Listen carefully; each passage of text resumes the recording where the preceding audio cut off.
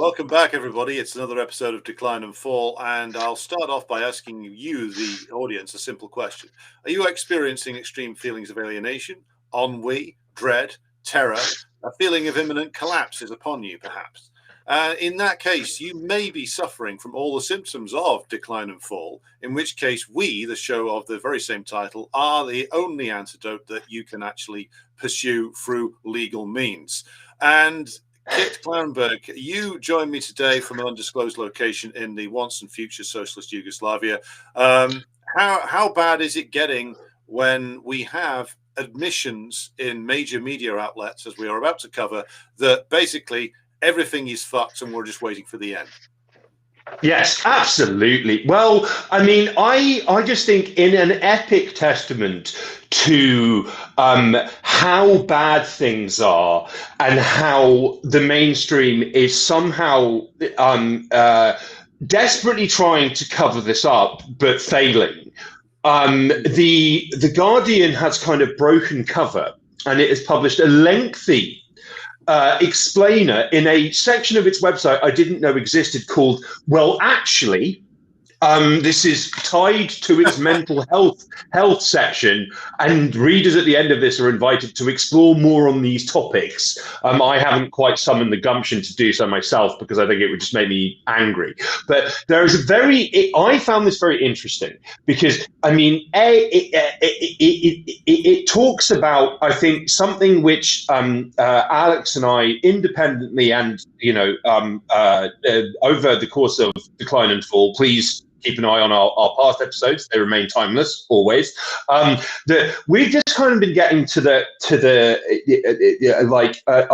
our main thrust has been trying to demonstrate the disconnect between reality and the delusions and hubris of the Anglo-American ruling elite. Okay, and how that hubris and delusion is reflected in the mainstream media always, with some exceptions occasionally, usually by accident. And the Guardian has effectively summed up everything that we've been saying, but it's done so in the most limited of limited hangout ways. So it starts by noting that in January, the comedian Ashley Bez posted an Instagram video describing a strange, heavy mood in the air. How come everything feels all ... she says, trailing off and grimacing exaggeratedly into the camera. Welcome to the Hypernormalization club, digital anthropologist said in a video response, I'm so sorry you're here. This is a term that was coined by the Russian scholar. The Guardian doesn't mention that he's Russian because Russians are barbaric orcs and they don't have scholars per the Western media. Alexei Yurchak used this term to describe the civilian experience in Soviet Russia's dying days, where two things are happening. Number one, the first is people see that governing systems and institutions are broken. And the second is that for reasons including a lack of effective leadership and an inability to imagine how to disrupt the status quo, people carry on with their lives as normal, despite systemic dysfunction, give or take a heavy load of fear, dread, denial, and disassociation. Well, thanks for acknowledging this at last, guys. It's been a daily reality for millions of people in the UK and throughout the Western world for decades now. Thank you. Well done. And they've also as well failed to the temerity of the Guardian to talk about how people have, because it's the people's fault always, right? They have an inability how to imagine to disrupt the status quo, coming from the organization that has done more damage to left-wing progressive causes than the right-wing media combined, actually, I would say. Yeah, I mean, that's more I think that's a legitimate position to take, because you know that you're going to read awful things about left-wing people in the Mail. Okay? Yeah. Malcolm X said, I respect people who are honest about the fact that they are racist rather than liberals. Because, I'd rather that someone is honest about the fact that they're a devil rather than a devil pretending to be an angel. Right? So I think, I think the fact that The Guardian is acknowledging this is a testament to how bad things have gotten. And how, yes, across the Western world, particularly in Europe, I would say, particularly in occupied, colonized, yet forsaken by its colonial occupier Europe, how bad things have gotten. Where it's like people, what politicians are talking about and what the media is telling them, and all of these institutions which which are meant to be undergird their society. People have zero trust or faith or belief in this, but they're just carrying on about their business, even though they know that everything is burning down around them. And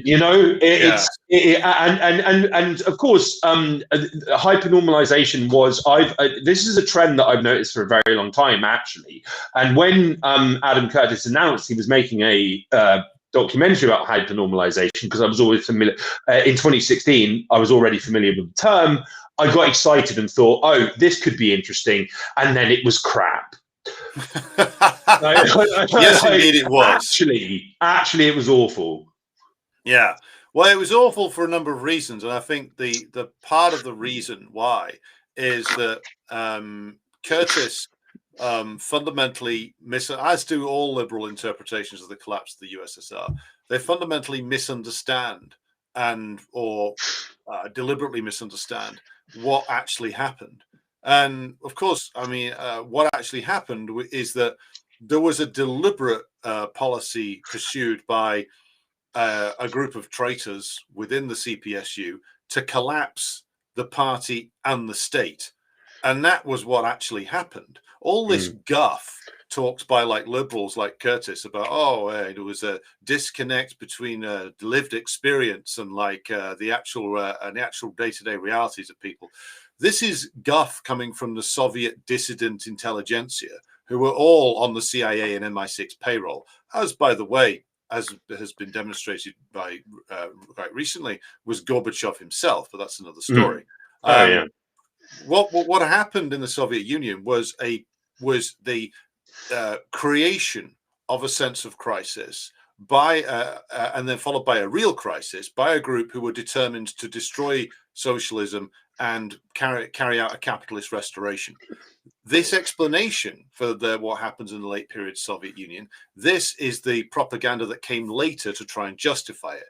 So in actual fact, the reality in the imperialist countries is somehow, I would argue, worse, because what you've actually got in the Soviet system and in the late period Yugoslav system, which we talked about in our 2 episodes we did on Kosovo, was unmissable indeed, which is you had cliques in the pay of imperialism paralyzing the system and plunging it into crisis in order that they could act as imperialism's regional management team when the collapse came.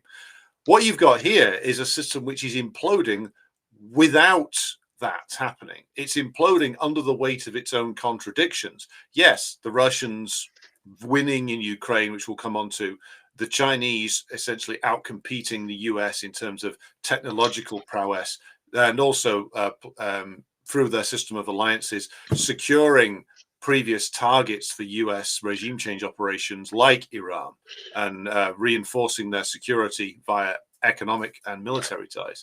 This is all creating a sense of crisis in the West. But of course, it's the crisis of Anglo-American imperialism which is at the heart of this, followed by the crisis of French and German imperialism, because they're running out of space in the world that they can rip off and exploit. That's what's at the center of it. And it's because this is a late stage imperialist system that only makes money, only makes profit now by exporting capital, ripping people off at gunpoint at various places in the world, and feeding the profits back into the unholy collection of parasites in Wall Street and the City of London.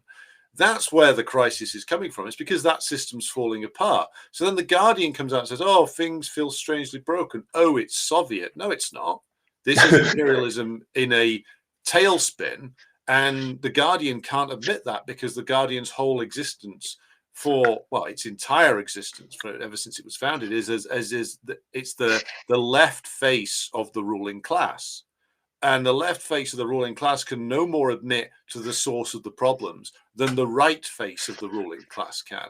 That's the center of the crisis. And this article is desperately dancing around the reality whilst trying to maintain the fantasy that the fundamental problem for the British ruling class is that they're being pushed aside in areas of the world they used to regard as theirs. And this Ukraine war, the slaughter in Gaza, the tensions with China, it's all part of this. But you won't find that in the Guardian. You will only find it right here on this channel, as in an interpretation that will actually give you an understanding of what is going on. Yeah, precisely. And I mean, there are so many points to make here, which is like that. Yes, I mean, Adam Curtis himself, funnily enough, he made a series of films. I forget what they were called now, but it was his most recent series, although he's got a new one coming out, which we might review if we can stomach it here at Decline and Flip. We can summon the intestinal fortitude to do so. Adam Curtis made a series of films about the end of the Soviet Union, and he was talking about his whole point was that he was trying to create a parallel between what happened then and what is happening in the West, particularly Britain now. And like it in the spirit of latter day Adam Curtis, it completely misses the point to the extent that you think that this has got to be deliberate. Right, because it's like, look, yeah, as you say, the end of the Soviet Union was brought about because the US paid for, and infiltrated upper echelons of the Soviet Communist Party in every constituent republic within the USSR, was being pushed and funded and prodded towards disintegration, which the overwhelming majority of people didn't want. You now have a situation where the overwhelming majority of people want a system dead and gone. And you have an elite that is not acting within their public's interest in any discernible regard, and is doing so without the necessity of CIA funding, probably. Like, you know what I mean? It's it's completely, and it's you know, as well. There is an orientalization of the collapse of Western countries. Like, there's a recurring meme that you see on social media, which is actually very funny and adroit, which is when American thing happens in America, someone saying, "What are we, Asia?" You know, like complaining about like food shortages or like, you know, lots of homeless people. And it's like, people have been so, including people who consider themselves dissidents and left wingers, actually, they've been so hopped up on the goofballs of Western imperialism without even realizing it, that, you know, that when they see a rapid expansion in homelessness, or like, you know, personal indebtedness, or like child child hunger, or any of these rising issues in, you know, across the Western world, particularly Britain and the US, and the only response is like, oh, we're not, like, you know, it's like we're one of those poor countries. Like, yeah, like without realizing that this is baked into the system. Yes, you know, it's like this is aberrational, actually, to the, you know, and it's like, and this is where all of the, like, you know, liberal fantasies of, if only we elect the right person, if only we can undo Brexit, if only we can recreate the 2012 Olympics, if only blah blah blah. Yeah. Like, you know, that's where it all comes from. Is this notion that what is happening is alien, aberrational, and can be undone and reversed. Yes. And it comes back to something that you and I discuss every week, which is the complete failure by like liberals and leftists and right wingers as well. But we're talking about like the liberal end here, to actually understand the most basic things about American or British or European history, even recent history. Like we have said over and over again that like British military officers and intelligence men have a cartoon view of like British history. Well, that goes for the entire so-called intelligentsia. They're so far removed from actual reality that they indulge in these bizarre fantasies that everything can be put right. Like you said, there's a series of fantasies. If the bad man Trump can be kept out, or, if they get the first woman president, or Barack Obama comes back for a third term, or, Brexit gets reversed, Nigel Farage gets put in the Tower of London, or just all these things like that, which put it down to like bad and nasty people doing, like having bad ideas that can be censored. And if we can just censor social media enough, then we can, drive this away. If we can just get the 77th Brigade to shut down everybody on Twitter who has a bad opinion, and we can just go or run everything by Paul Mason, of whom more later, by the way, then we will be able to reset everything. If everyone would just read The Guardian, then they'd understand that the Labour Party is doing its best, and they should just be patient and get poorer for a few more years for a reward of a shiny penny later on. All this is like just the desperate ravings of an intelligentsia, which is has been paid for a long time now, not to understand society and its progress or regress, but to create a fantasy version to sell to both policymakers and, in a very watered down form, to the general population. I mean, it's like the old line from William Casey, like, we will know our job is done when everything the American public believes to be true is false. Same's true in Britain.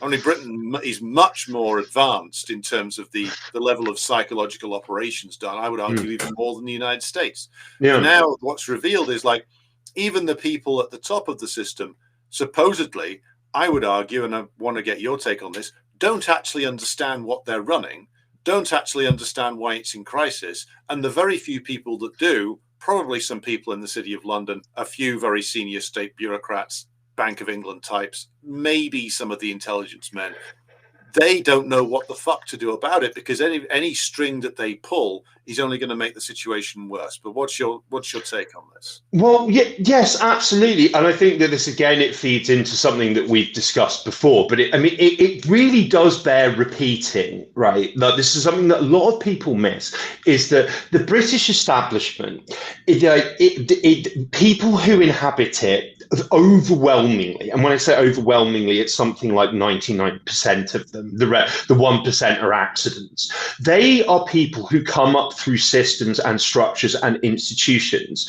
that were set up to create people like in a conveyor belt style to run the British Empire. Right.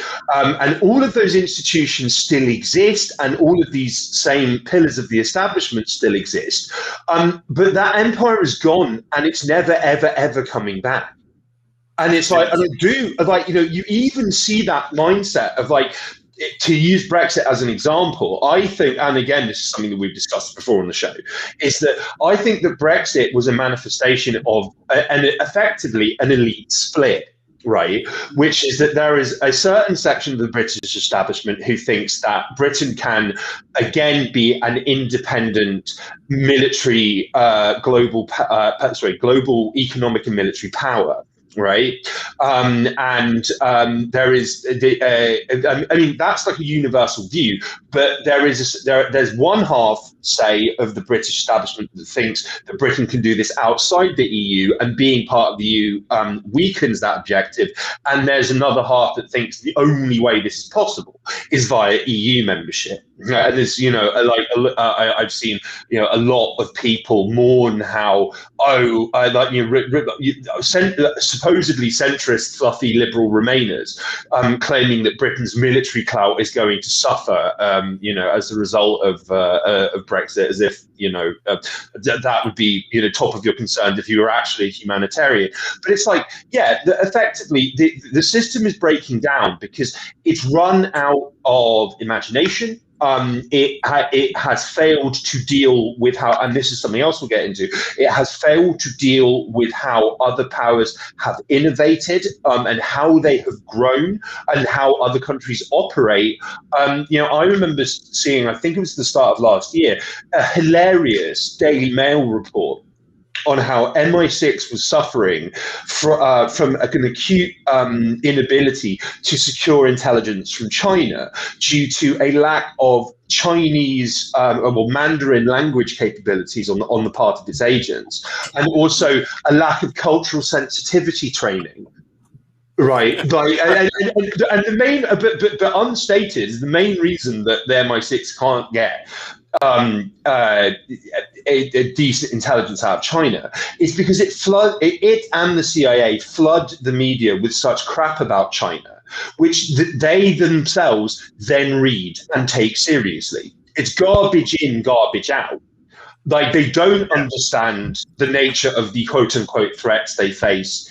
They are unable to change their perspectives or shift even slightly from this notion of we still somehow control the world, we punch above our weight, and all these other cliches. Just by token of the power of the City of London, which empowers and enriches a vanishingly small number of people globally, and does nothing really for Britain's international influence. Aside from that, Britain has absolutely nothing apart from fantasies of past glories and status symbols like Trident and aircraft carriers, which are like superpower relics from an age which no longer exists. Yes, it's all they've got, and they can't imagine anything else because it's what they're so used to by this point. Yeah, and they can't imagine that they will ever be replaced. I mean, this will come up with in terms of the Ukraine war in just a moment, because they pivoted like 70 plus years ago to a system whereby they would rely far less on direct application of power, and that they would be reliant upon a neo-colonial policy with a minimal military boot print, but with an awful lot of military officers, intelligence assets, outsourced NGO types running the late period British neo-colonial empire that has existed since probably, I would argue, like since the Suez disaster. They've moved over to this system, and it's lasted them almost 70 years. So in actual, in terms of lingering on in the world, the British Empire's lasted far longer than it should have done, helped by their successful, I would argue, intelligence operation against the Soviet Union and the Warsaw Pact countries to linger on 30 years longer than it should have done. It should have been bitten the dust in the mid-'80s, but there you go. But now it's facing the end and can't handle it. And the intelligentsia can't handle it, and the politicians don't know what the fuck they're doing. And what you're seeing now is a crisis of the intellectual sphere, because none of these people can explain why Britain's going down the shit pan, just the same way that nobody in the United States can explain it either, because anybody who could have explained it has been driven out of the systems that are dominant, that are sort of run by the ruling class, and you'll only find them on YouTube channels if you find them at all. So the end is coming, but they don't understand how it's coming. They don't understand why it's coming. And when it does arrive, no one will be more surprised than them. Those at the top, I think. Yeah, precisely, and I think this feeds very, very neatly into just on the subject of a practical inability to get to grips with the realities of the world. I spied with my little eye on May 23rd, the Times published this investigation into how drones have revolutionized warfare, and Russia is at forefront of this, and it contains all sorts of extraordinary passages about how Russia is innovating in the field of drone warfare at such a rate that Ukraine finds it almost impossible to adapt. Like the strike ranges of their drones and their drones' imperviousness to getting shot down and or electronic jamming is growing almost daily. They are striking 30 kilometers away from the front line with like pinpoint precision, destroying armored vehicles, destroying logistics hubs, killing people in large numbers. Ukraine has and its allies have like no response. They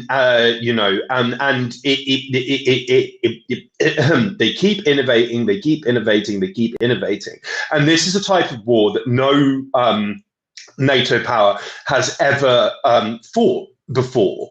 Very obvious lessons from this are not being learned, seemingly, by Western powers. I mean, you've got to bear in mind, in the wake of Kiev's disastrous 2023 counteroffensive, where they lost like 100,000 people in return for seizing 0.25% of the territory that was taken by Russia in the initial wave of the proxy war.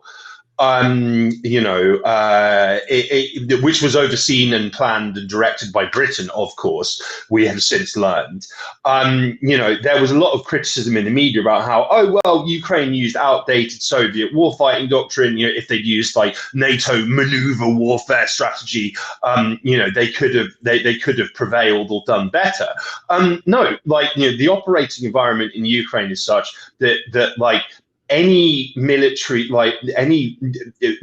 now, including the US for all of its size, would it be completely unprepared for this. Any military vehicle that gets within 5 to 10 kilometers of the front line gets annihilated by drones upon arrival, courtesy of Russia.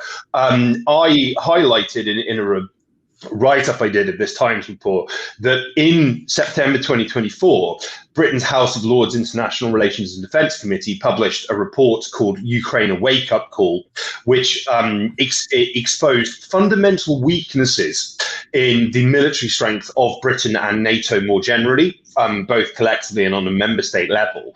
And it concluded that London was basically defenceless and in the event of all-out war with Russia would last a few weeks at a push in terms of ammunition, armor, equipment, personnel, vehicles, no industrial capacity to replenish losses at any pace or scale. And this report also had a dedicated section on how we need to wake up to the revolution of drone warfare very quickly and start tutoring every sphere of the British military, from naval to infantry, in the threat posed by drones. That was almost a year ago. There is no indication of concrete measures being taken to do this. No member state government has shown any indication that they are investing time, energy, and money in training their militaries in how to deal with the threat of drones. Which is to say, if they did end up in all-out conflict with Russia, they would be in for quite a shock, quite rapidly.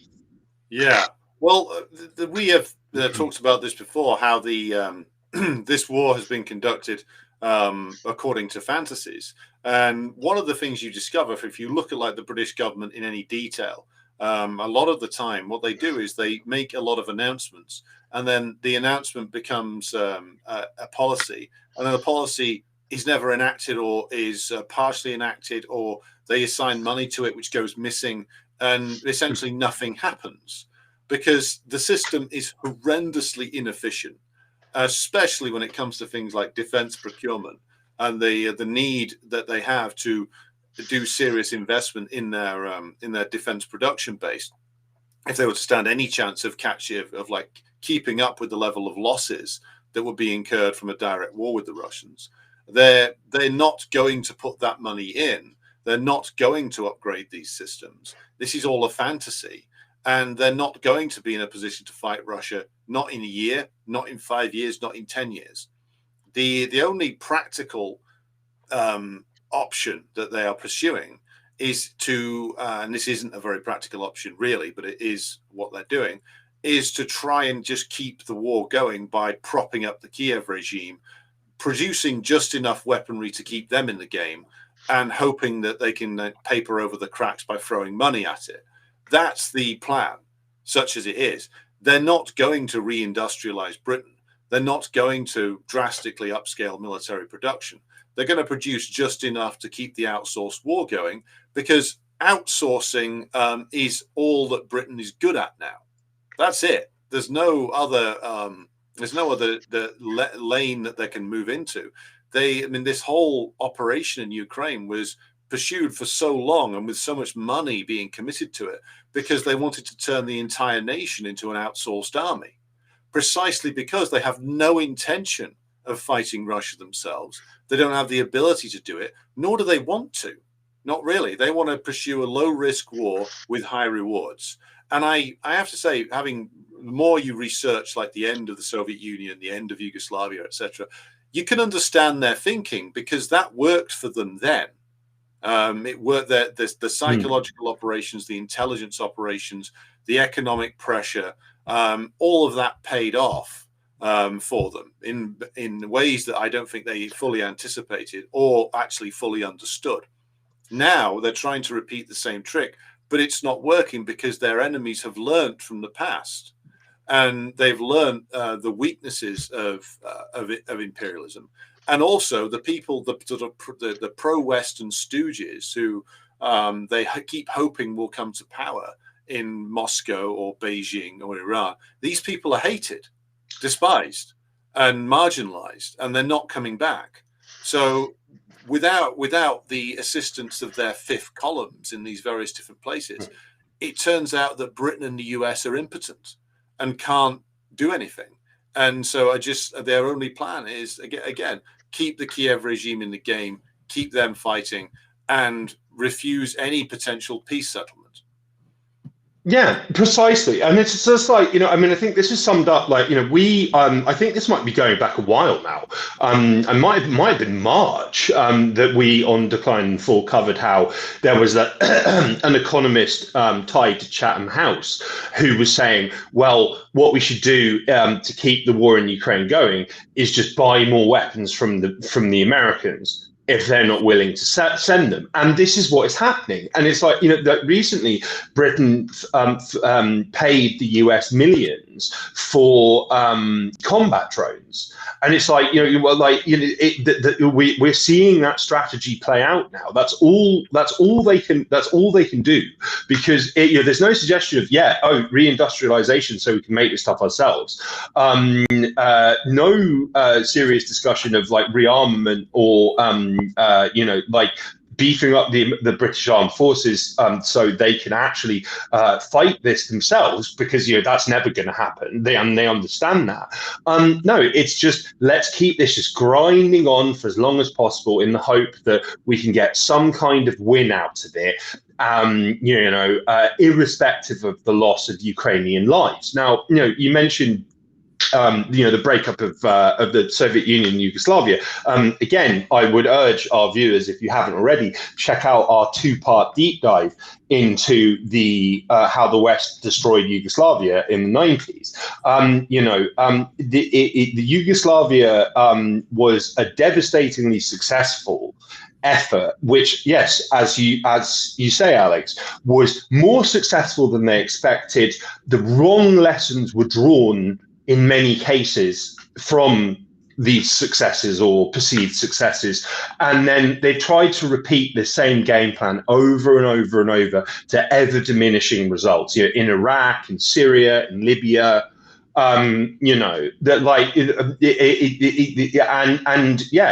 it's all they've got left, a total lack of imagination. Let's just use the Ukrainians as cannon fodder and trigger men. Yes. That is the strategy, as we have discussed on the show, as I have covered extensively in my writing, and I've got more to come on this soon. Like, so many of the biggest disasters, if not all of them, in the proxy war, have been British planned, overseen, directed, like the attack on Krinky, the Kursk incursion, the aforementioned 2023 counteroffensive. Like these are mapped out by people, including often, like academics with no military background. They are plotted thousands of miles away from the front line by people who know nothing of actual war. And then when everything's a disaster, they turn a blind eye to it, or they admit that, we messed up, and they just carry on doing the same thing. Yeah. It's wild. Yeah, one of what we've noticed recently, and again, I want to get your interpretation of this, is that the Trump, who came in with this big plan of I'm going to settle it in 24 hours, he seems to be being pushed or led by the hand towards a policy of essentially trebling or quadrupling or quintupling or sextupling down on the sanctions regime. He's being pushed there by his own party, the Make America Great Again cranks, but who in reality are just a rebranded sort of Reagan-era Republican Party. And he says that Putin's crazy because of an air attack on Ukraine, as described here in this Financial Times piece we're sharing. But what's revealed by Trump going nuts is two things. One, that he actually thought that all he needed to do was to turn up, talk to Putin, and then Putin would crumble. I think he did genuinely think that. And again, you can't. I mean, a lot of people are criticizing him for this, but I think that there was an expectation of that because, again, they're basing all of their assumptions on late period Soviet Union, where all Reagan needed to do was to turn up, and the Gorbachev leadership surrendered on every single conceivable point, and that is a huge point of reference for the US political establishment because, well, why wouldn't it be? It was a gigantic victory. But what they don't realize is that times have changed. And that now, it's not only the case that, Putin is not the Putin of 2000 and 2001, it's that the Russian masses are not the same. They're what the Chinese call the national nihilism of the late 80s and 90s that was deliberately created by the anti-communists and the Yeltsin brigade. That's gone now. You're seeing now there's been a grassroots movement pushing for intervention in Donbass for over a decade. There's a grassroots movement to reject comprehensively the legacy of Yeltsin and the legacy of Gorbachev. And there is a regeneration of the reputation of Stalin and Lenin amongst the wider Russian population. And that's a huge part of the reason why Putin, even if he wanted to back down to Trump, actually couldn't do so, not without facing severe domestic consequences. Trump doesn't understand that either, nor does Trump understand that even in the Russian hierarchy, things have become much more solidified in terms of an opinion on the need to pursue the war to the end. And they've come to an understanding, which the late period Soviet leadership deliberately didn't have, which is that you can't negotiate with imperialism, whether it's American or British, because the requirements of imperialism are for the breakup and destruction of Russia. You can't negotiate over that, or the turning it over to the Yeltsinites again, who wouldn't last 5 minutes if they did manage to seize power. So Trump is stuck. Because what he wanted to do, or the plan that was presented to him, was the Kellogg plan, though I don't think Kellogg wrote it, I think Kellogg just had his name put on it, was to freeze the conflict, rearm Ukraine, and start up again in a few years' time. Putin has basically said no, and they have now appeared to be moving towards what are called big arrow offensives to decisively destroy the Kiev regime.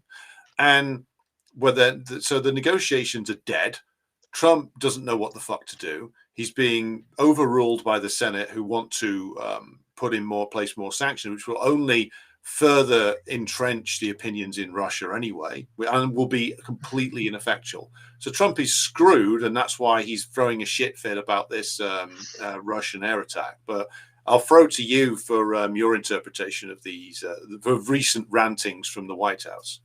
Well, yeah, sure. I mean, I think that I completely agree that like Trump came in with this assumption that, oh well, like, you know, I can just threaten to turn up the heat on Russia in terms of sanctions, in terms of what, you know, stuff we've already done, and that would be enough for them to, you know, get around the table with Ukraine without any consideration of the fact that this is just not going to happen. There's nothing more that the US can do.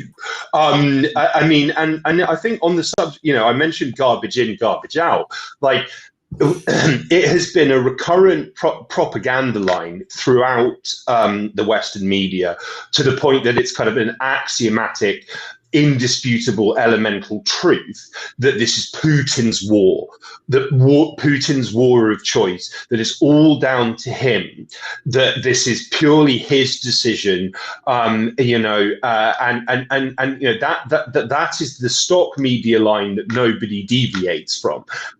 No, the fact of the matter is that the as we've discussed, the Russian soldiers and the Russian population alike, you know, even if they're not particularly happy about the fact that they're at war, they are absolutely determined to see this through to the end. And there are numerous very influential elements within Russian politics and society who will not accept a ceasefire or anything other than outright Russian victory and Ukrainian, and by extension NATO defeat in Donbass. Now, like, you know, we can go back to, I think it might have been 2008, that Bill Burns, who was Joe Biden's head of the CIA, he wrote a memo to Condoleezza Rice that was released by WikiLeaks, and he states that there is no issue that unites Russians, ranging from you know, apparatchiks within the Kremlin to Putin's quote unquote sharpest liberal critics, than opposition to NATO and Ukraine. You know, like it is throughout the big, as we've discussed before, the biggest protests in the history of Putin's rule united nationalists, liberals, communists, other opposition elements in support of further intervention in Donbass, and in condemnation of a perceived lack of action on the rebels in Donetsk and Lugansk. Right. Yes. Now, this piece that you have on screen, you know, it states that buried within the article, it states some Ukrainian officials and Western analysts have warned that Russia may prepare a renewed large-scale aerial campaign timed to coincide with a potential new ground offensive. Russia is now producing missiles and drones faster than it uses, stockpiling reserves and ratcheting up pressure on Ukraine's stretched defenses. You know, like, how many times have we been told that Russia is running out of insert thing and is like going to lose? Every day for the last 3 years. Yeah, and then you know, now they finally admit that Russia can just produce this stuff indefinitely on a scale and at a pace that that Europe and the North America can't even dream of. Right, like they're going to keep going. I believe the other day there was a Russian diplomat who said, you know, well, we fought Sweden for 25 years.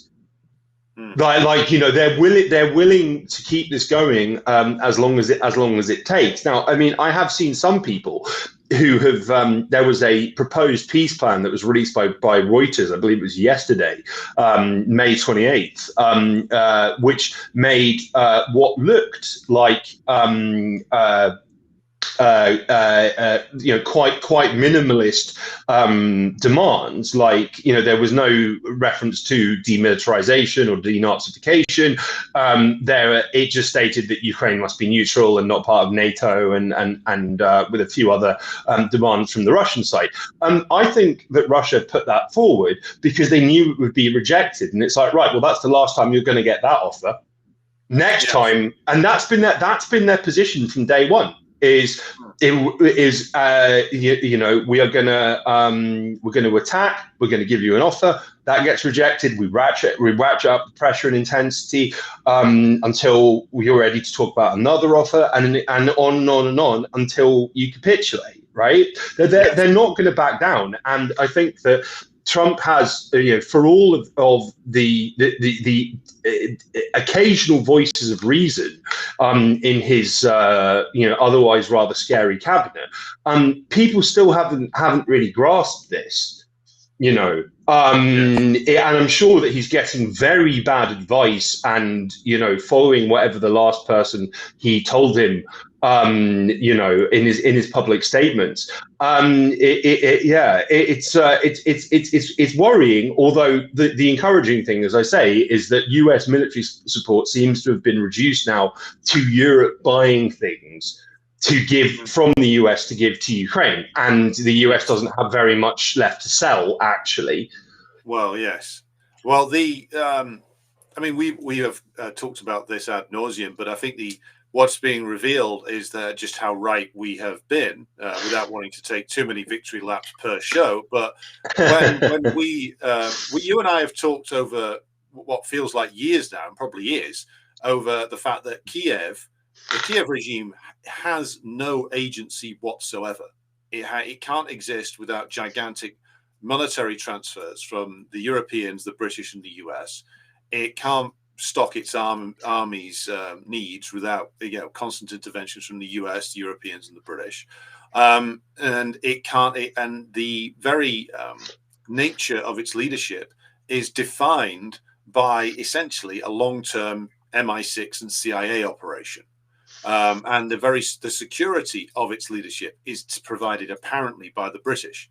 So you have everything about Ukraine and its government since 2014 has been defined by Washington and London. And again, this is admitted to now, even in the Times of London and the New York Times. So what on earth do we think that the Kiev regime has to negotiate about? What leeway do they have from those who are paying the bills, providing the weapons, and providing the security details of the most senior officials? What London especially wants, Washington may be more split, but London especially wants, is for Kiev to keep fighting no matter what, even if that means 3, 4, 5 more years. The longer the better. Because the only thinking that's going around the sort of abandoned brains, in the empty brains in London, is that, well, if we keep the war going, it'll cost Russia more. There'll be more chance that the sanctions will work. Some kind of destabilization operation in Russia can be pulled off. Maybe we'll get like a new burst of energy into the color revolution strategy. Something will come up. That's their only move. And so Kiev will reject every single deal that the Russians offer. Russians know that, but they'll just offer them anyway and wait for them to be inevitably rejected, and then they'll just push further. And I think that it'll end only when the Kiev regime itself is destroyed to the point where it can no longer command forces. That's the only way that this ends, because London and certain large elements of Washington won't allow it to end, and they'll keep it going with your old friend Chris Donnelly and others are probably planning right now the terrorist campaign that they'll wage across Ukraine and in Russia when the Kiev regime is destroyed, because it doesn't matter to these people if 1 million, 2 million, 10 million, 20 million Ukrainians die. They don't care. That's peanuts compared to the price they'll pay if this plan falls to pieces and they're defeated. Because that, as we've been looking at in the previous segment, there's a very real price these people could pay when the Russians are revealed as having won the whole thing, and the British strategy lies in ruins, which would mean that their strategy for the last 70 years is dead. Yeah, no, absolutely. And it's like, I mean, just to close off the section, I mean, I do think that, yeah, we have discussed again, ad infinitum, we've kind of documented in real time how the British went from we will deploy British soldiers to the front line. We will deploy jets to police Ukraine's skies and shoot down Russian missiles, to just scrapping this because they realized it would be suicidal.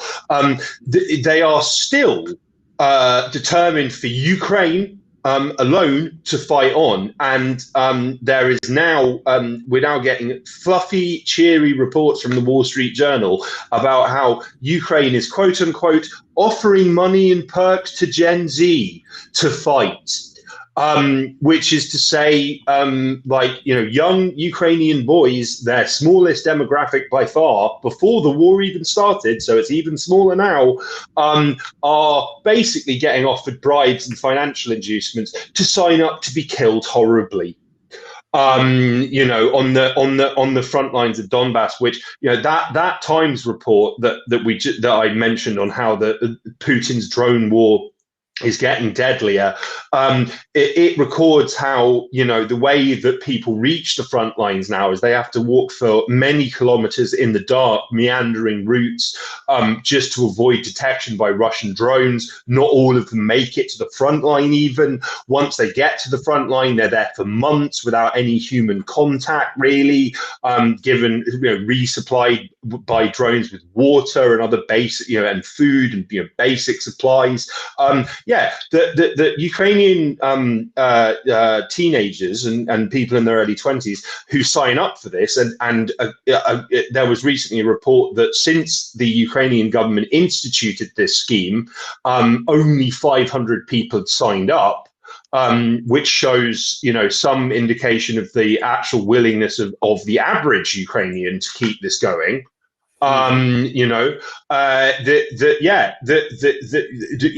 Despite all of this, they can't rustle up the numbers, but they're absolutely determined to. And I'm absolutely sure that, when this financial inducement scheme fails to secure the appropriate amount of cannon fodder, the Wall Street Journal notes that one of the people who enlisted under this scheme, who was 16 in the summer of 2023, when he walked into an army recruitment office in Ukraine, he secured for himself an interest-free mortgage, a chance to vacation abroad, and a sign-on bonus of 1 million Ukrainian hryvnia, which is equivalent to about 24 grand, which is more than the average soldier gets paid. It's an enormous amount of money in Ukraine, enormous. Those are the bungs that are getting offered to young people to sign up, and they're still not doing it. So when this fails, which it will, we're going to start seeing a lot of absolutely horrific footage of young Ukrainians getting violently thrown into conscription vans. There was a clip which I wanted to play a couple of weeks ago, but we never got round to it, of it was the equivalent of like an Uber Eats or Deliveroo driver, with like their big backpacks on. He was like a guy on a bicycle with the big delivery backpack on his back, who got pulled over by a conscription van, violently wrestled off his bike, and thrown into the back of the van, his delivery bag and all. And there is a very high chance that guy is now dead, right? But we're going to start seeing this with younger and younger people, I'm sure, and it may well not remain restricted to Ukraine.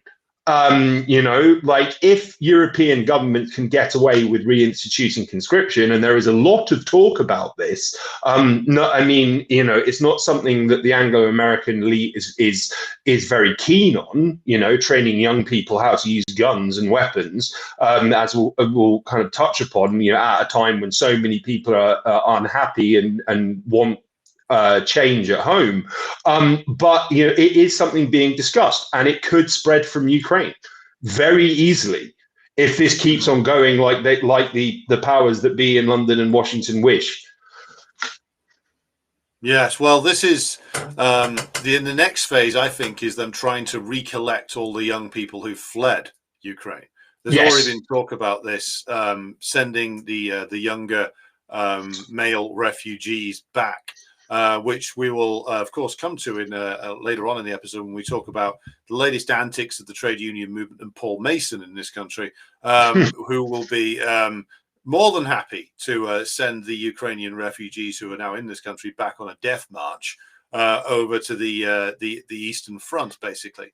But I wanted to shift focus now to shall we say, an operation that occurred recently in the Ukraine war, which is that the Russian military was claiming that when Putin recently visited Kursk, that his helicopter was essentially the center of a swarm attack by Ukrainian drones.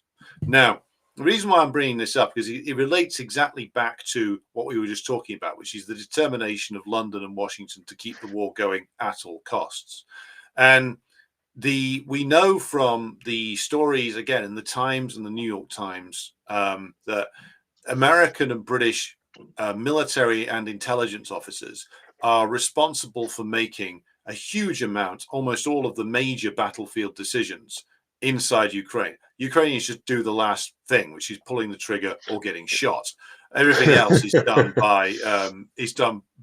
by essentially an American or a British officer. So, do we really think that it was the Ukrainians themselves that took it into their heads to launch a massive drone attack on Putin's helicopter? Or, alternative theory, do we think that in actual fact this was something that had been run through various different levels of American and British intelligence, and that they decided to do it on the off chance they might succeed at killing the man himself? My personal theory is that they knew damn well who was in that helicopter, and that's why they targeted it. And this was a decision that was taken in intelligence circles in London and Washington. And so maybe the politicians knew, maybe they didn't, but they decided to chance their arm on this in the vain hope that if they killed Putin, somehow that the Russian state would fall apart. It wouldn't. And not only that, the war would intensify and would actually get far worse for Ukrainians. But it would mean that the British and Americans would obtain their one objective, which is that the war would keep going and that there would be no negotiated settlement. But with your very extensive reporting on the operations of the Brits and the way these people think, how likely is it that you think, Kit, that this is something that was cooked up in the sweaty boardrooms of London and the British intelligence networks that operate inside Ukraine? I think the chance of it not being a British intelligence operation are extremely low, to the point of the margin of error. Actually, I mean, as we've discussed many times, and as I've reported on, like the most insane, quote unquote, audacious, this is the terms they use, operations for Ukraine to conduct and get killed doing so are concocted by London and emanate from there. And so, I mean, yes, it would be entirely unsurprising in a moment of total desperation, which is, where we are now, that the British would do something like this. And it's like, you've got to bear in mind as well that in not only in terms of taking down, not only do the Anglo-Americans, particularly the British, view the Ukrainians as an attempt to somehow, possibly, maybe take down the Tsar, Putin. They also have wider geopolitical concerns behind using Ukrainians as proxies. Now, I mean, I'm about to publish something on the Britain's secret war against the Russian Black Sea Fleet. Now, the Ukrainians, often using British-made or supplied drones and missiles, have taken a preponderant interest in targeting Russia's Black Sea Fleet. How does this help Ukraine on the battlefield? It doesn't. It doesn't, right? It has zero impact on fighting in Donbass, whether Russian naval vessels are sunk or not. But the British ministers have boasted about how they've helped decimate the Black Sea Fleet. There was an interesting paper published by the British government funded and defence contractor funded, including BAE Systems, think tank, the Council on Geostrategy, which talks about how Britain has a significant stake in the Black Sea region, which is essential for Britain's intended tilt towards the Indo-Pacific, and how the need to set up a base in the region to control the Black Sea, and exert pressure on the maritime situation there, and what ships enter and don't enter, and where they go and how. And so Ukrainians are getting killed in vast numbers. Often British trained, commando marine units are trying to have spent many years, pretty much from the start of the war, been carrying out attempted hit and run raids in the Black Sea, to no battlefield advantage whatsoever. Many of them have been killed in the process. An enormous amount of equipment's been lost in the process. And they are doing so not to win the war against Russia, although it might give them some propaganda victories if they sink a Russian ship. It's to try and give Britain post-war domination of the Black Sea.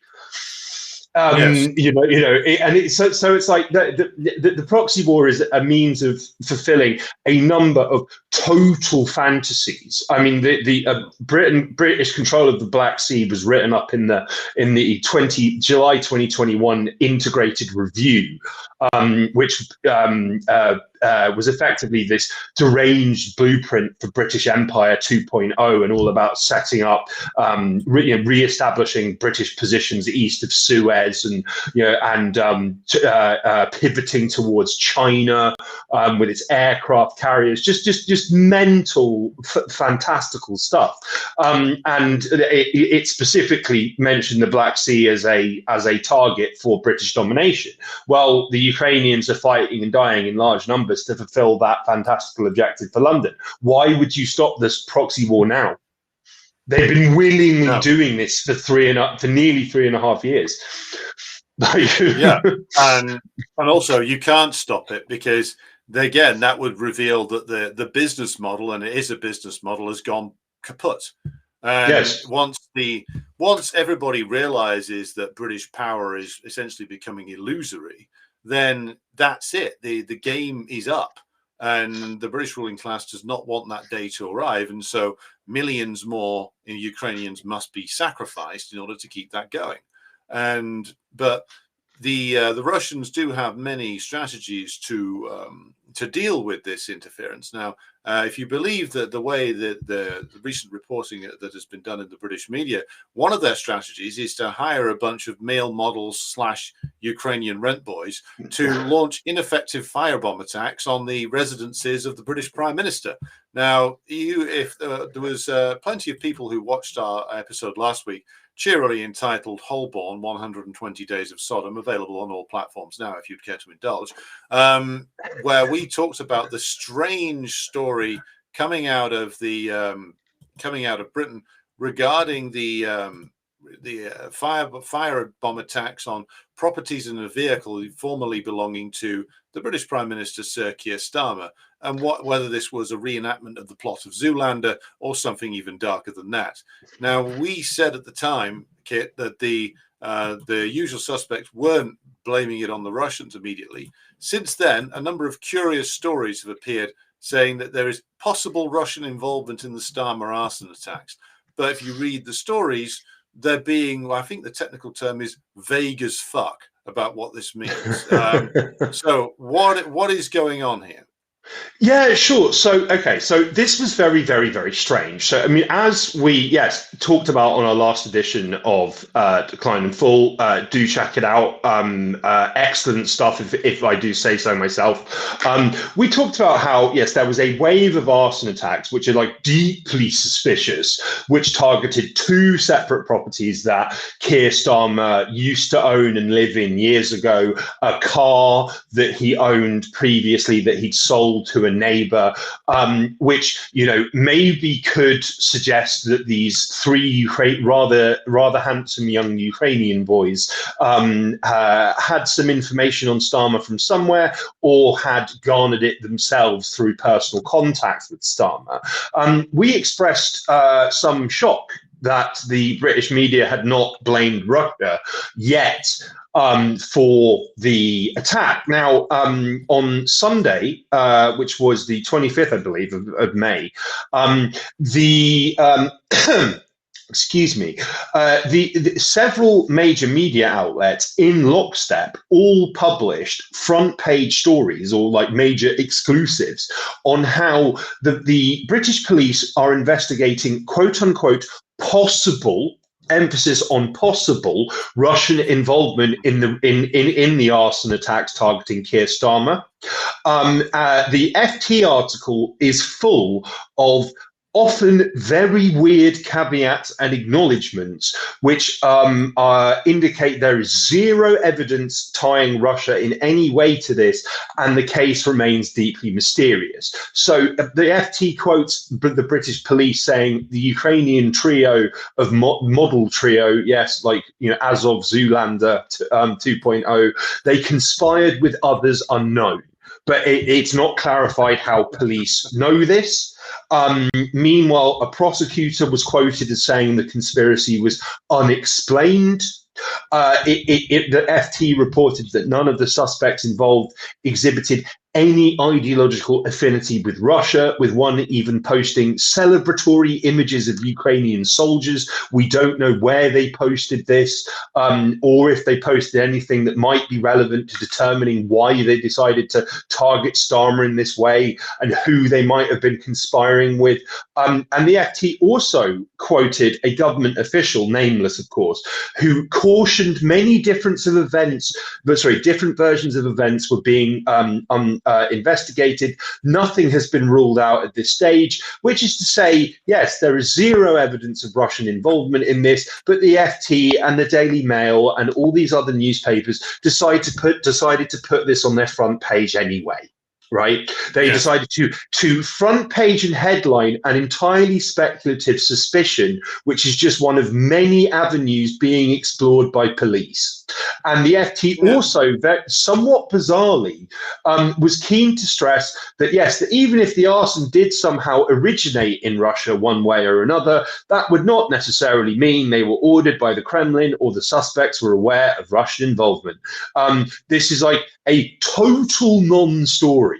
What is by definition, but one interesting aspect of this is that the FT acknowledged that the arsonists, while they're being investigated by counter-terror thugs, have been charged with criminal rather than national security offensives. Now, as you characteristically right on style put it last week, Alex, imagine if this was 10 years ago and the culprits were Pakistani. Yes. Like, would they be being charged with criminal acts?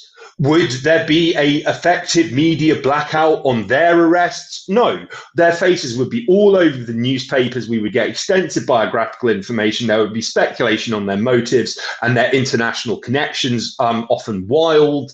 Sub judice wouldn't play a part. It is particularly weird they're not being charged with national security offences because, as we've discussed before, the British National Security Act is a very vague and sweeping bit of legislation which sets an unbelievably low bar for people being prosecuted and convicted for assisting foreign powers. They don't, under the National Security Act, British officials don't even have to prove that an individual was conspiring with a foreign power to be convicted of assisting a foreign power. They don't have to prove that national security was harmed by an individual's actions. They don't even need to define the term national security. And you would think that a wave of firebomb attacks against assets intimately tied to the Prime Minister would, by definition, make this a national security case. Apparently not, though. Apparently not. And you know what? This reminds me of something. It reminds me that there is a strange, still, even with all this speculation, some quarters of the media are still strangely silent about this. Now, one of these is, of course, friend of the show, who's always welcome to come on and explain himself, a certain Mr. Paul Mason, who is livid about Russian disinformation and the fact that he was hacked by Russians. I assume he means you. He wants more. He's been. This is an article from a year ago, screaming for more censorship, more action against Russian disinformation, but has been completely silent on the Ukraine Zoolander scandal that has erupted in recent weeks. And it only goes to show that, of course, Mr. Paul Mason, of whom more later, is a man who, at the very least, is very selective about when he gets angry regarding national security threats. It's almost as if he's under some kind of instruction to only make points which are pre-approved by his handlers in MI6. Yeah, almost. It's quite a strange phenomenon. I mean, yes, we mentioned last week there was a kind of a murder on what happened among Ukrainian ultras, counter disinformation experts, arch Russophobic experts, defense pundits, etc. This is despite Keir Starmer commenting on the attacks and saying they were an attack on Britain itself and our way of life and all of this other guff, which, nobody listens to a word that he says. So, of course, it didn't get any media pickup. But it's like, yeah, there is a eerie, deafening silence from people who would normally be all over this stuff. Paul Mason, the article that you have on screen right now, it's written for the New European, a shady outlet where it's not clear who's paying the bills. They employ people like James Ball and Paul Mason and other national security lapdogs. Paul Mason ends this piece by boasting about the powers of the National Security Act and how he looks forward to these powers now being used. He's cheering this draconian legislation. He was an OG Starmer dating back to 2019. Massive Ukraine ultra, huge opponent of Russia or their useful idiots, i.e. anyone on the left who opposes NATO, opposes the proxy war, was getting talking points and directions on who to target from British intelligence, as we know, from leaked emails. And he has said nothing about his personal hero being targeted in a wave of arson attacks. It's very weird. Very strange indeed. Almost as if he doesn't want to touch this one with a barge pole. But we will be returning to Paul later, because there's always more to say about Paul and others who we'll return to later. But now we turn to another particularly foul resident of the British political / security state mechanism. And that is, of course, a certain Mr. Dominic Cummings, who's been very busy recently putting himself about, as he usually does on social media, trying to portray himself as some great revolutionary thinker, whereas in actual fact, he's just a slightly smarter guy who worked with a bunch of extremely stupid guys and therefore stood out as a result. Now, he has put out one of his usual sort of long-winded, pretentious ramblings recently, which is that he claims that there is a concern within the British security state that things are getting bad, basically. And to prove how bad it is, he begins this with quotes from just about every single historical figure he can sort of crowbar in there, from Thucydides to Chairman Xi, to make the point that basically people in the British security establishment are getting concerned about the way things are going. This at the same time as, of course, that one of their assets, a certain Mr. Stephen Yaxley Lennon, known by his equity card name of Tommy Robinson, is released from prison. So it seems to me, again, this is my interpretation, that there are multiple trial balloons being flown for further street level trouble to be wheeled out by Mr. Yaxley Lennon and his cohorts of very well paid agents of the British state and enthusiasts for Israel over the course of the summer. And as with the last round of riots, this will be used for a further crackdown by the national security state inside Britain, which is why Mr. Stephen Yaxley Lennon is kept in circulation. Sometimes they take him to prison, sometimes they release him. If you're familiar with how the British state has treated its extra parliamentary, ultra reactionary assets over the last really 50 years or so, this is a very familiar pattern. They did this with the loyalists in the occupied 6 counties of Ireland all the time. They'd be in prison, out of prison, and they'd be working constantly for the British security state. So the fate of Mr. Yaxley Lennon should be no surprise. That and the fact that the British national security state goes back, has a known history of actively recruiting and organizing fascist type organizations inside Britain for, again, a very, very long time for usage in a sort of, as you've put it before, a British strategy of tension. But what's your take on Cummings's utterances and Mr. Yaxley Lennon now in Jesus form being released from prison? Well, yeah, I mean, it would be great to get a photo of the Tommy Robinson's current form up. I mean, he changes his style more than David Bowie did in his prime. But the tweeter in question notes that he resembles a character from Home Alone, the Home Alone series, the Sticky Bandits, which he does. But yeah, hippie Tommy Robinson, who has had a political awakening. I can totally see that happening. Dominic Cummings is an interesting character to me because, I mean, on top of the fact that he's like batshit insane and his blog posts are often, yes, very entertaining, if overlong and ponderous, kind of just ramblings of a lunatic. He does actually sometimes say things which seem like he does have an inside track on certain things, and that I mean, I can certainly believe his criticism of the deliberate dysfunction of how government operates. Now, there is a very interesting passage in this very lengthy blog post. Don't bother reading all of it unless you've got a lot of spare time on your hands. He mentions how this alleged fear among security and intelligence services in Britain that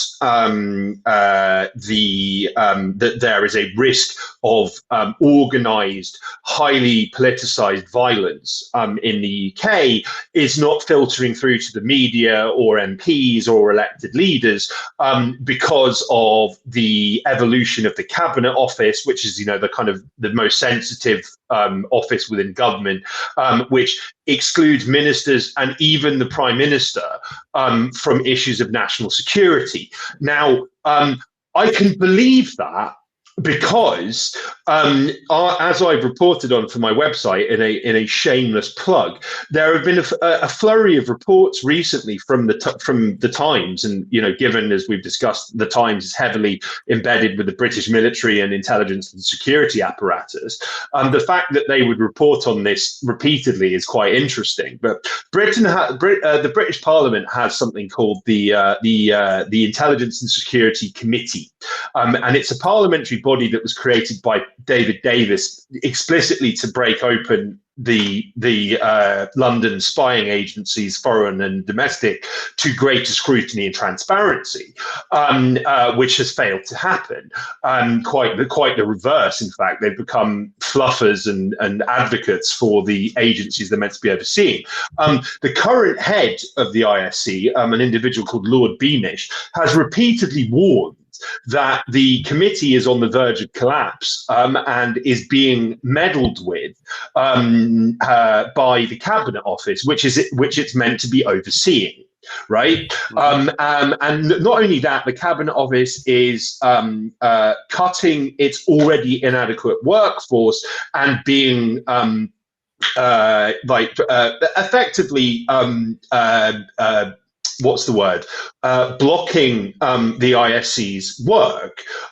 You're massively interfering, and you're making an already difficult task even more difficult. And that means that billions is being spent on spying operations and all that implies, at home and abroad by MI5 and MI6 without any oversight whatsoever. At all. And I asked the very obvious question whether the ISC's apparently ever increasing inability to keep an eye on what British spying agencies are doing is deliberate. Because before Starmer's election, they were on the verge of getting a major cash infusion, and a much needed one apparently, and then this has just been off the cards, and I wondered whether they were being deliberately gutted. Are they being deliberately gutted so there's an intelligence failure which leads to more riots this summer, as domestic anger and revulsion about the Gaza genocide ratchets daily, as the Ukraine proxy war goes from bad to worse from Britain's perspective? Like, is the only basically toothless oversight mechanism, is it being deliberately gutted in their favor? And yes, it didn't actually occur to me when I wrote this that one reason could be to effectively facilitate the very violence and upheaval that Dominic Cummings writes about. But the more that I think about it, that seems like a plausible explanation. All of the foundations are there.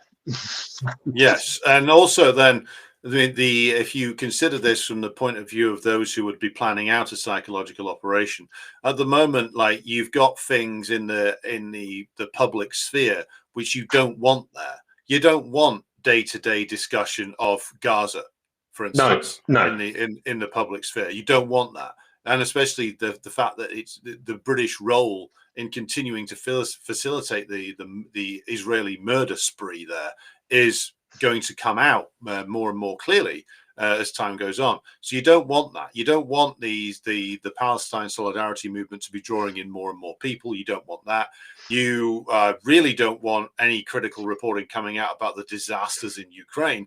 That is an even more of a forbidden area of knowledge than Gaza itself.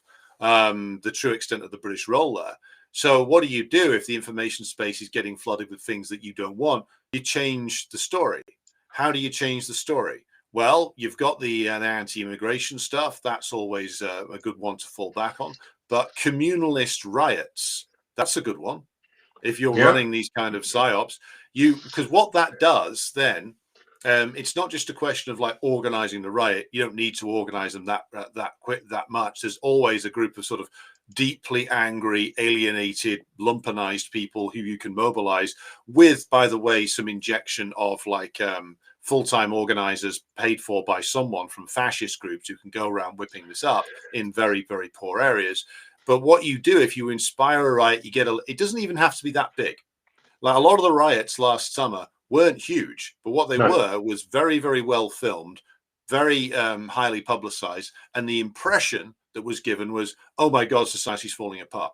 Then if you get that footage and you can create that impression through media repetition, you can create a new information environment, basically, where the story is not Gaza, it's not Ukraine, it's not economy falls apart, it's not government lacks all credibility, it's not political system is fucked, it's, oh my God, we're dissolving into a race war. And that is a better story for those in the cabinet office and those in MI5 than any of the above. Oh yeah. But I was going to say as well that, like, recently there was an official report that was published on the government and police response to the quote unquote riots, which we were told had engulfed Britain, which made repeated reference to the fact that the police and and politicians, which is, to say the media by reflex, by definition, significantly exaggerated the size size and scale and threat of this. They gave it undue attention, given the number of people involved, given where, the geographical areas this was happening. And they also, funnily enough, ascribed, politicians were slammed for ascribing motives that were not clear from a lot of in many cases, people were just pissed off and looking for an excuse to pop off. They weren't hardcore racists and Islamophobes. Not all of them, a lot of them were. But I mean, the point is that if you remember the coverage of that, which was absolutely blanket, and I, based on living abroad and seeing the way this was being framed in the Guardian and the BBC and even the international media, you would think the entire country had descended into violence. It was a lie. It was a barefaced lie. But it was a very, very effective means of shifting public attention away from certain matters. And it's like, we've just had Starmer and Lammy in the most token, empty way, sound, quote unquote, angry about what Israel is doing. This is after the entire media has finally admitted that there's a genocide going on. And that is enough to elicit charges from Netanyahu of sympathy with Hamas. And it's that they are in a real bind currently in both Ukraine and Israel. And a repeat of last year would be an absolutely ideal means of distracting people, even if it's just for a month. Even if it's just for a month. Well, they are now very firmly in the buying time frame of mind. So even if you change the story for a month or two, that's good. Yeah, you've done your job then. And I walked through the centre of Manchester when it was apparently dissolving into a riot, and I didn't notice it because the riot was in one corner of Piccadilly Gardens, where it just looked as if there was a standard Saturday at late afternoon football day brawl. But then there was a number of people and a number of interested parties who had an active interest in making that look way bigger than it was. And the other point, to referencing the report you were talking about just then, one of the things that they found was that a lot of participants who got arrested didn't even really know what was going on. It was just a chance to go out and fight the authorities, basically. Which there is a sizable chunk of the population who, if there's a chance to go out and fight the cops, will do so. There's another sizable chunk who, if there's a chance to go out and smash shit up and burn shit, they'll do it. Doesn't even really matter what it's about, Now, for some, yes, it is a racist thing. Some of them are motivated by fascistic beliefs, but the greater number are motivated by a sort of generalized sense of what I would call class-based real grievances that they don't quite know how to politically articulate yet. So they're angry and want to go and smash shit up and burn shit. That's a huge number of people who could be mobilized in that way. And if you can mobilize some of them, change the story, get Gaza off the front pages, get, Zoolander scandal off the front pages, maybe, then again, you've done your job. Now, talking of the degenerating situation here in Britain, there's no one perhaps more degenerate than those who are, of course, willing to sell themselves to the national security state and other interested parties for money and status and kudos. And this, of course, brings us to a friend of the show, who, by the way, has still got me blocked on Twitter, a certain Mr. Owen Jones, who, as we can see when this tweet loads up here, has been playing a very interesting double game over Gaza. And I have come to believe that this is not an unconscious game that he is playing, but one which is very much deliberate. See, now what Owen Jones has done over the past 20 months is try to launder his reputation, which was getting thoroughly and deservedly beshitted following his actions during the Corbyn period, where he was constantly wavering and taking the side of like Zionists and anybody who attacked the Corbyn leadership, and basically doing an apology tour for Keir Starmer. He was rightly becoming distrusted as an elite media gatekeeper who essentially spoke for official left opinion that was acceptable to the ruling class, and tried to gatekeep debate to put it within those boundaries set by the ruling class and that would be acceptable to his bosses at the Guardian. What this thread shows is how he's been, under the cover of saying he's a big critic of Israel, he's actually been laundering pro-Israel talking points and propagandists. Shock horror. Oh my Shock God. Horror. Yeah. Turns Wow. out Owen is a dishonest little shit and Stockport shame, as it turns out. Speaking as somebody who was born in Stockport, the only way I can wash away the shame of Owen Jones is by burying his reputation. Now, Owen Jones is notorious across all reasonable thinking sections of what's I would call the anti-imperialist left for attacking anti-Zionists, for attacking feminists, blocking them, and then claiming that he doesn't hate women because his mum says that he doesn't. Also, that genuine quote, look it up, everybody. Laundering pro-NATO talking points, being rabidly in favor of the NATO side when it came to the Ukraine war, laundering the reputation of like Azov fascists, and now putting out Zionist propaganda with regard to the Israeli actions in Gaza and occupied Palestine. And you should realize that one of the things that the Israeli regime does is they're smart enough not just to have their own people go out and read off the list of official government talking points.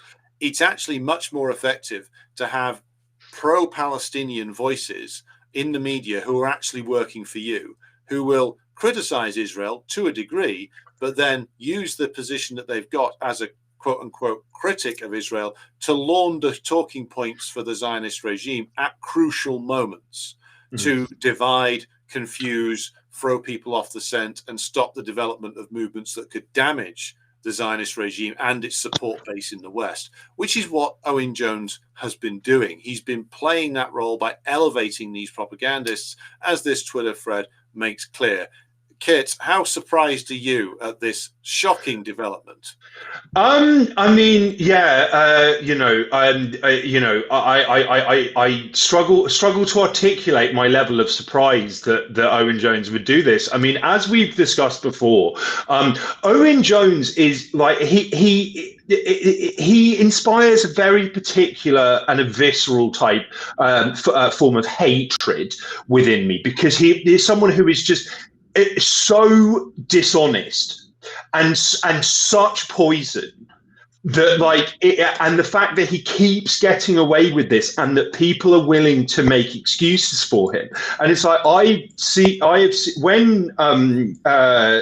Owen Jones landed himself in hot water by attending this heavily politicized, massively pro-Zionist event called Bat Mitzvah, and then claiming it was a mere Jewish queer event, when it really wasn't.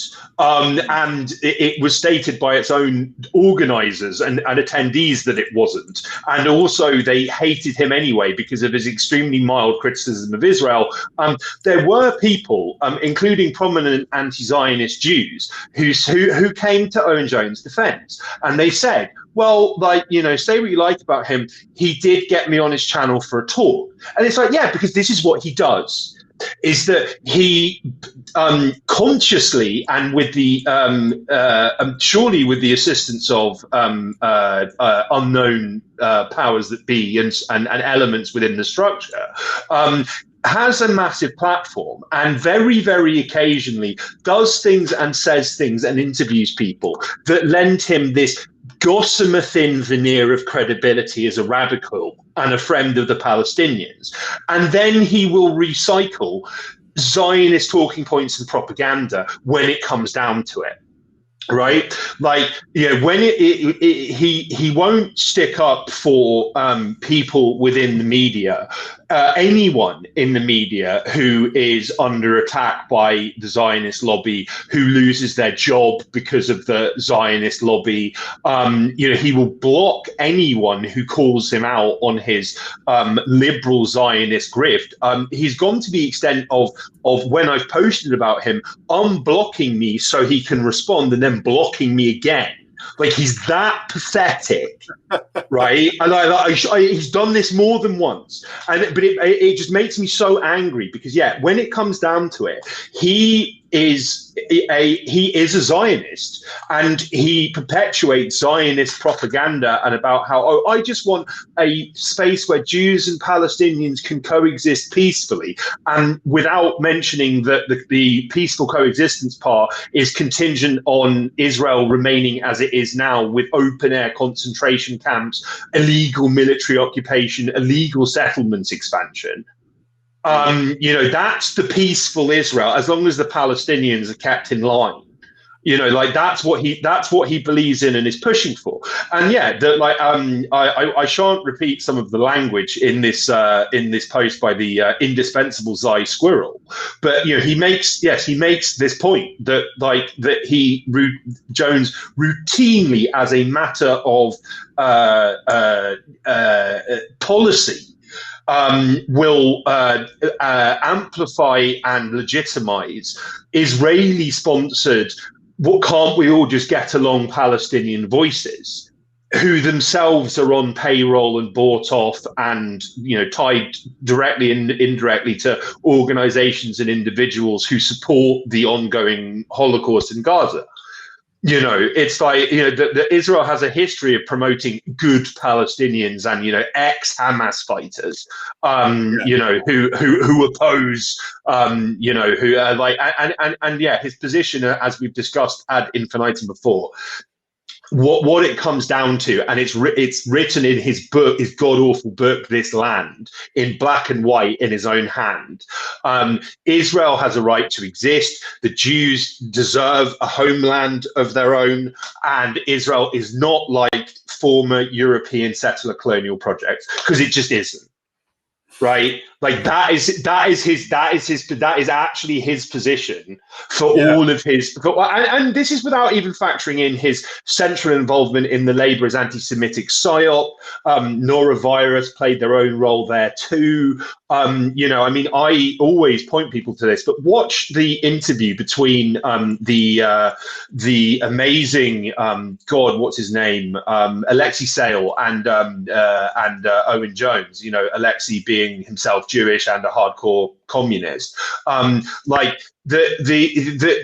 have a discussion about the alleged anti-Semitism crisis in Labour, and Sale, with the patience of I don't even know, I don't want to say the Dalai Lama because I don't want to cite CIA assets, but just really patiently lays out to Jones that what you were saying is fundamentally rubbish. There is no anti-Semitism crisis. It is criticism of Israel that is being neutralized, and that is the actual agenda here. And Jones is just flailing, saying, I saw someone in a Jewish Labour group say something anti-Semitic. Oh, well, it was probably a member of the IDF. Who wrote the comment. This is what they do. And it's just that's all he has to fall back on. And yet there are a large number of people still on the ostensible left who are willing to make excuses for this, this proven charlatan. Well, this, I think, is a good place to do a slight pivot and talk about other charlatans. But I'll just, to conclude on Jones, Jones has been consistently platformed by the trade union hierarchy in Britain for over a decade now. I remember him first emerging all the way back in 2010. And he used to work, I believe, for a little while for John McDonnell, another wretched pro-imperialist social democrat who also has been blocked on Twitter. And he also did work, I think, for the GMB union. Now, the hierarchy of the British trade union movement, as we have covered before here, and I've covered on my own channel separately and rather extensively, they are all pro-imperialist. They all are. And that is why they employ an odious pro-imperialist little gatekeeper like Owen Jones to define the acceptable limits of what being on the left is, which is why he speaks at every fucking useless so-called People's Assembly event. It's why he's constantly platformed, despite a proven track record of utter dishonesty, of pro-imperialist sentiment, wild misogyny, and everything else that he has indulged in that would have got anybody else cancelled a long time ago. He, of course, though, is on the side of power. And one of the things that I think everybody has to realize is that power in Britain, and indeed any imperialist country, takes many forms. It's not just the club of the copper or the gun and the bayonet of the army, or it's not just, evil Tory politicians. No, it comes in the form of the Labour Party. It comes in the form of the trade union hierarchy. It comes in the form of NGOs, which you've reported on extensively. It comes in the form of outsourced think tank organizations whose funding is rather opaque, but ultimately traces back to various elements in the national security state. And it comes in the form of nominally oppositional media organizations, like those that Owen Jones works for and runs, like Norovirus Media, etc. And what you face is like a full spectrum information war being waged upon you by the state machine and working on behalf of course, of the British ruling class. And it's these assets like Owen Jones and Agent Mason who they employ on the ground level to launder their propaganda and make their pro-imperialist politics look like something that it's not, make it look progressive, make it look like it's empowering, etc., etc. Which leads me to, of course, a long-time Paul Mason project, which is the pro-war position of a lot of the major trade unions in this country, and the fact that they have been going around under his direction for over 3 years now, laundering the Ukraine war and trying to turn it into some kind of great national liberation struggle. And they are here laundering the lie that we've talked about here before, that 20,000 Ukrainian children have been abducted by Russia. Now, again, Kit, you and I have talked about this before. What this actually refers to is the fact that many Ukrainian children, of course, fled eastward, fled to Russia when this started. And I've spoken to my comrade and friend Steve Sweeney as well about this, who reported on the ground about this in Donbass, that a lot of these children they're referring to actually went to Russian summer camps. And that was defined by Ukraine, of course, and ultimately London and the MI6 propagandists as abducting the children. Now, this March for the Children of Ukraine is not about the children of Ukraine. And this is my former union, the PCS Civil Servants Union, who was hawking this, because they are currently being run partly by a foul Trotskyite clique known as the Alliance for Workers' Liberty, who are well known as basically a stooge, but a bunch of stooges for the British and American security states, as everybody in their wretched little tradition has for over 70 years. So this isn't about saving the children of Ukraine.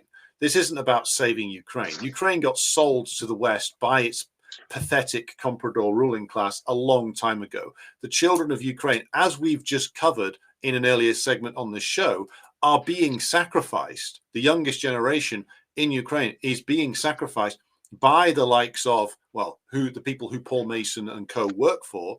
They're ready to throw them into the meat grinder.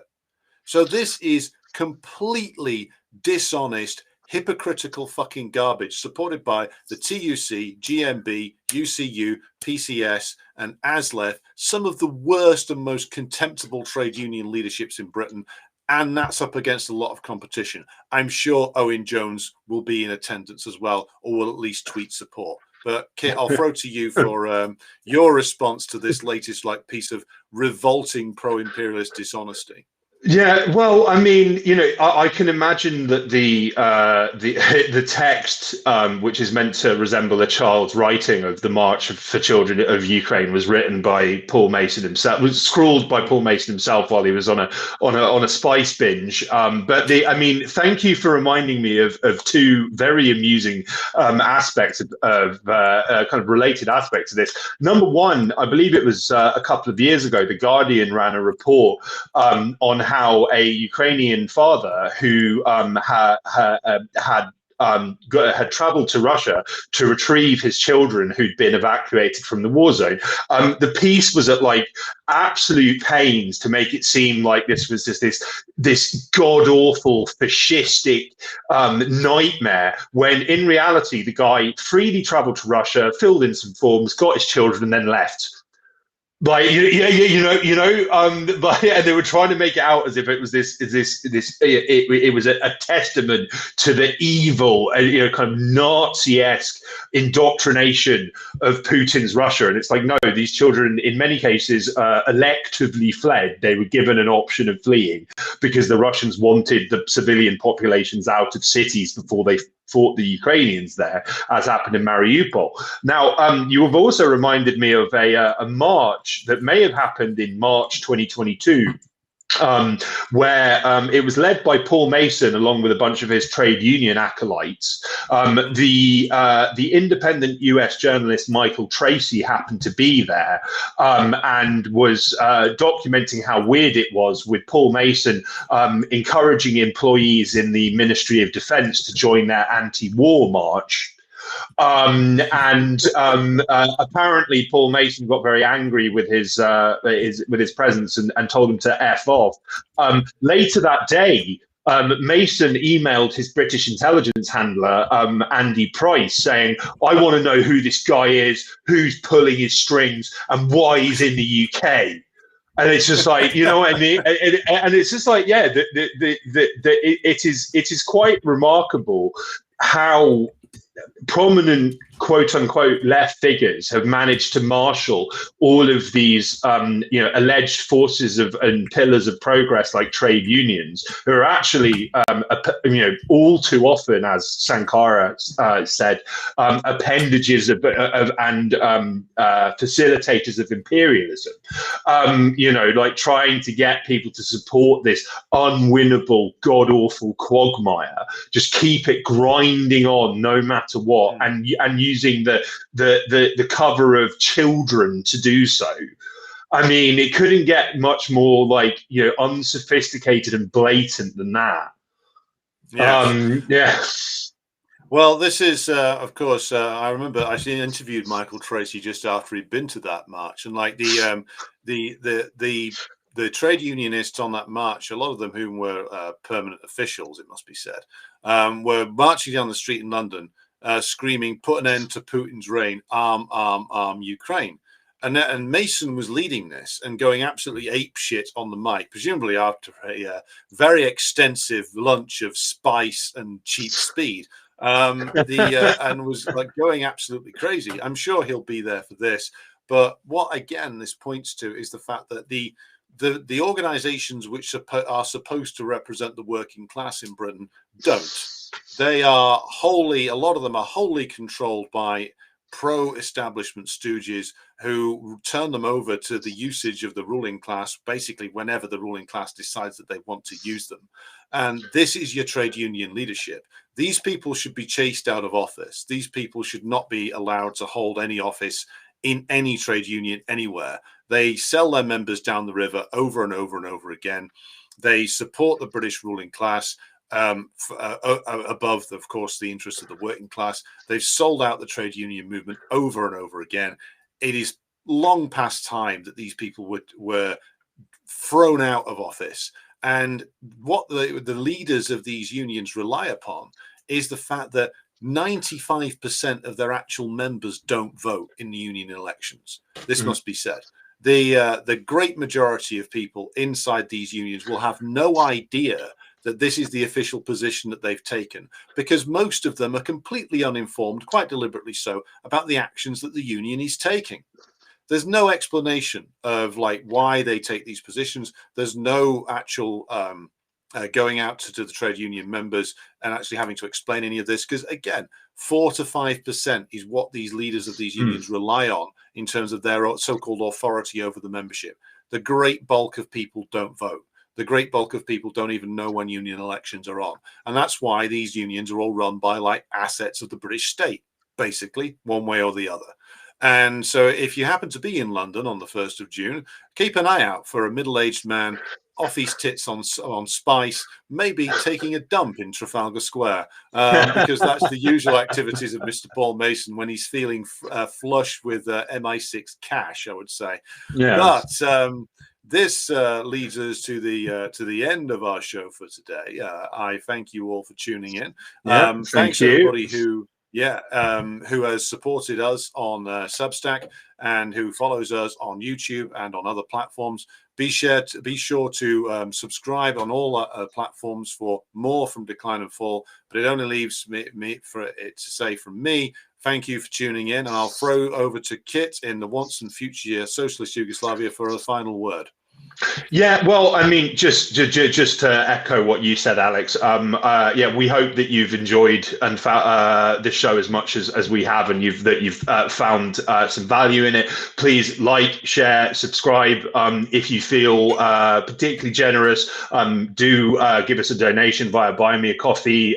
You know, like we didn't get into this to get rich, but we do have running costs for the show, and you know, but like ultimately, we are bringing you this information weekly because we think it's important, and it is. And we've got I think, some very exciting interviews and some special editions to come. Just like our this is the third time I'm mentioning it, but our two-part tour de force on Yugoslavia. We've got more special episodes and series coming up. So yeah, thank you for tuning in. Thank you for believing in us, and see you next week. Take care.